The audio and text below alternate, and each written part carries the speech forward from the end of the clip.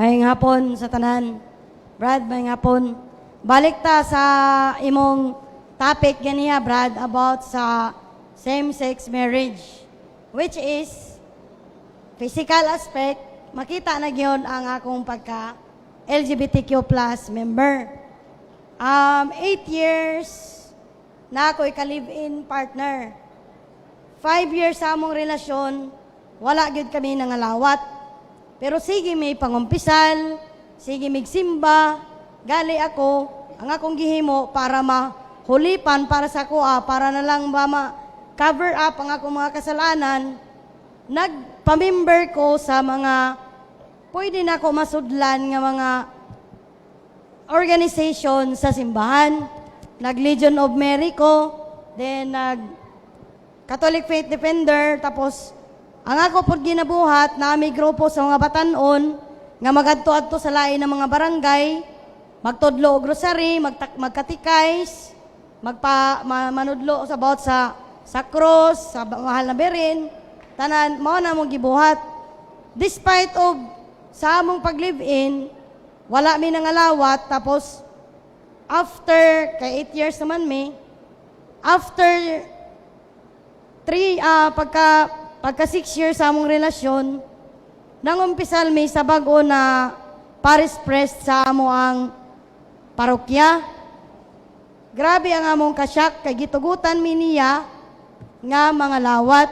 Kay kami, Brad, naningkamot gyud mi nga dili mi maka sulod anang pakighilawas. Amo gyud ang gipaningkamutan nga dili gyud mi makighilawas kay gali, nag-adapt me og baby, karon 2 years old na siya, 2 weeks pa to ang baby pagkatag sa mua, ginabutang yun na ako ang bata sa tunga. Kay aron dili gyud mi matintal. Naagyoy mga time, siyempre, tawhanon, say matintal ta, labi na makita ni mo nga, nag-ilis, mga malisyoso. Mag-ilis, siyempre, naamang yung tayo tawanon nga pagbati. Usahay, naa sa akong mind na gusto na ko siyang kaunon physically. Pero, naagay, moabot sa akong time, usahay, pag mo-attempt ko sa iya ha, moingon siya nga, manangita ni Father kung tugtan ta. Siyempre, dili mangita tugtan. Actually, dili na lang nako panganlan ang mga pari, dili lang usa o tulo ka pari ang among pangumpisalan nga nihatag na namo og pagtugot nga mo receive mi og sacrament katong Eucharist gyud sa kada simba namo. Kay siya pod ako pod siya gipasuod sa Legion of Mary para pod siya nga naapod siya religious organization. Nya karon pag-abot pod ni Papal Nuncio, kay siguro ang uban na ibaluman nga ang akong kuya is pare. Nag-ask si Papal Nuncio about sa same-sex marriage tungod kay grabe nakatalamak sa tibuok kalibutan. So nag-ask si Papal Nuncio kung naa ba siya kaila or naa ba po diri sa Pilipinas, labi na sa Diocese sa Tandag og case na ingani. It so happen na manghod ko niya. Motong eager si Papal Nuncio na makig-ila-ila sa amoa.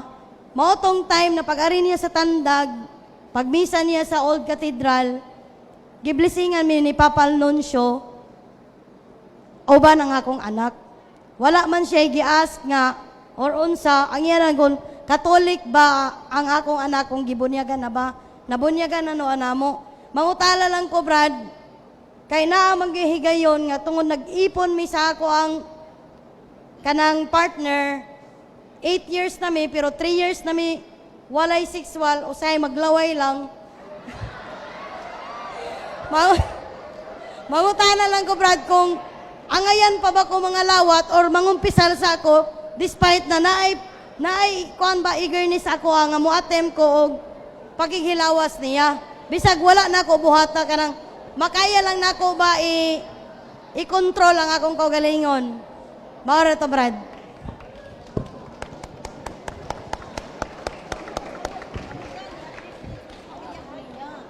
Salamat kaayo sis sa imuhang sharing, no? Makatandog kay sa tinud-anay daghan kayo nagpuyo nga sama ni ana nga dili gani makaako og hatag og testimonya.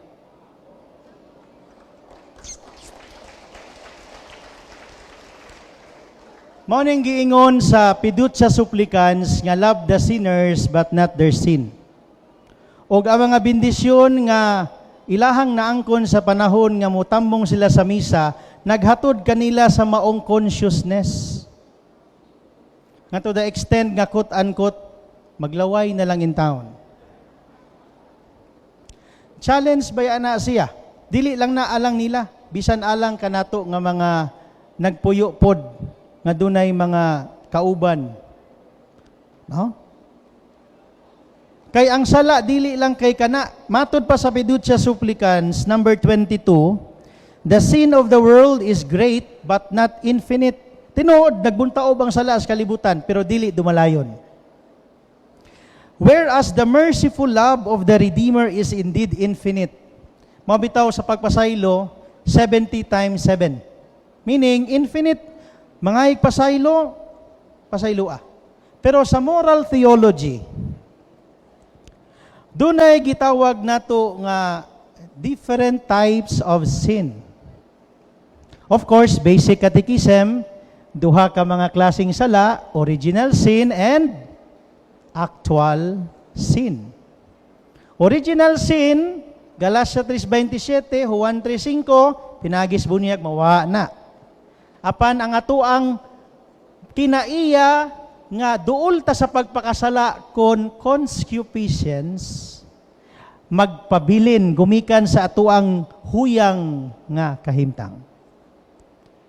Mahimo lang na siya nga imong masuklan panahon nga mo-avail ka sa mga sanctifying grace nga naa sa sulod sa simbahan. Mao na nga, matod pa ni Pope Francis sa iyang dokumento, number 20, The Theological Pastoral Understanding of Blessing, one who asks for a blessing, show himself to be in need of God's saving presence. Wa man siguro'y moduol magpa-blessing nga, wa mag-ila nga dunay Dios nga nakinahanglan siya panabang. Di ba? Wa may muduol nga magpa-blessing nga naingon nga naa na ko tanan.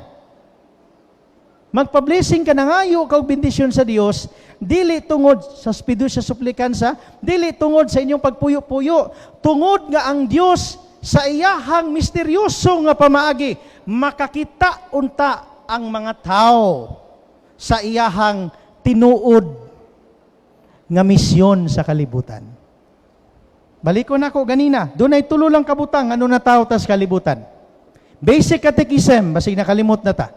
The purpose of man's existence, to know, to love, and serve God, for order for us to be with Him in heaven. Mao na tulo kabutang, aron mahibaw ta, aron makahigugma ta niya, aron serbisyuhan siya, aron nga makigkuyog ta niya pag-abot sa panahon. Musod na kos moral theology. Naay gitawag nato nga tulo ka mga sangputanan unsaon nato pag-identify kung ayang ginahimo dili na gyud siya maayo. Doon ay gitawag nato nga object of the act. Ang object dunay circumstance of the act, ang nakapalibot nga circumstansya, unya dunay end of the act, ang resulta sa maong paghimo. Pananglitan, nangawat kag pisi, object of the act. Ang circumstance, pisi nga gikan sa ginamit nga kawayan. Ang end of the act, nawala ang pisi gikan sa kawayan.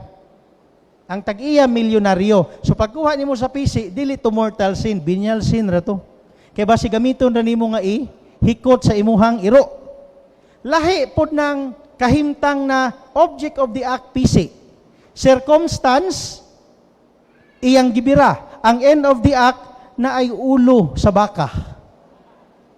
Ang tag-iya, usa ka mag-uuma. Tanaw ninyo, binyal? Mortal sin. Kung ato ang gamito na siya nga kaning pananglitan, ibutang ta nagpuyo-puyo, wala nakighilawas.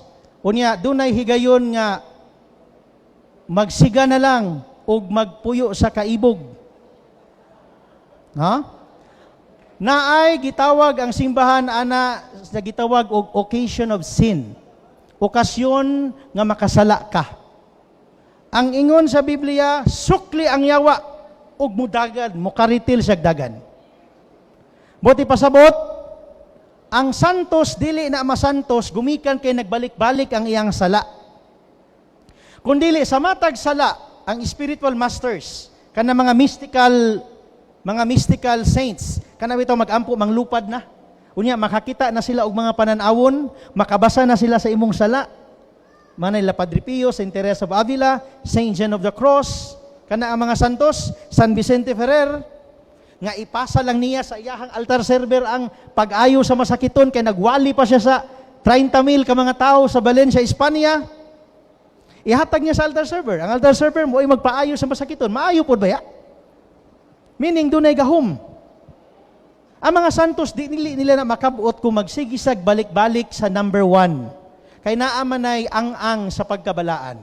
Doon ay gitawag na to purgative stage. Doon ay gitawag na to illuminative stage. Doon ay gitawag na to unitive stage. Hantod sa katapusan contemplative stage nga halos maghinalukay na mo sa Ginoo. Kay kaila na ang Ginoo sa imuha ug ikaw kaila na po sa iya.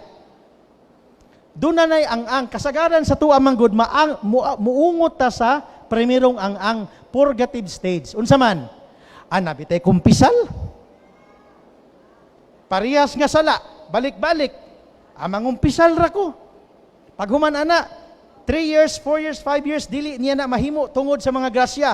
Unya, kay naaman ang okasyon sa sala, naaman ang occasion of sin, so dili yun na mawala sa imuha. Ang kuyaw, kanang giingon ni Padre Pio nga, do not wait to repent at 11 when you die at 10:30. Kung natungnan, nga 8 ka tuig, wala lagi.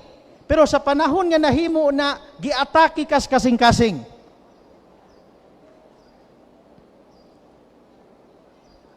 Mao na ang Fiducia Supplicans nag-ingon, bendisyonan ang tanan irregardless of disposition, tungod kay ang blessing is a way of knowing God and putting in a state ang kana nga gitawag na to couple or kana nga tao living in irregular situation, obtaining an actual grace.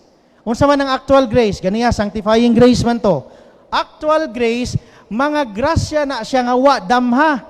Pananglitan. Nagstorya ko karon, naminaw mo. Wa man na to, damha ba nga ingani atong mga topic? Nanganhira man mo diri ko konbensyon, ug naas Father Darwin.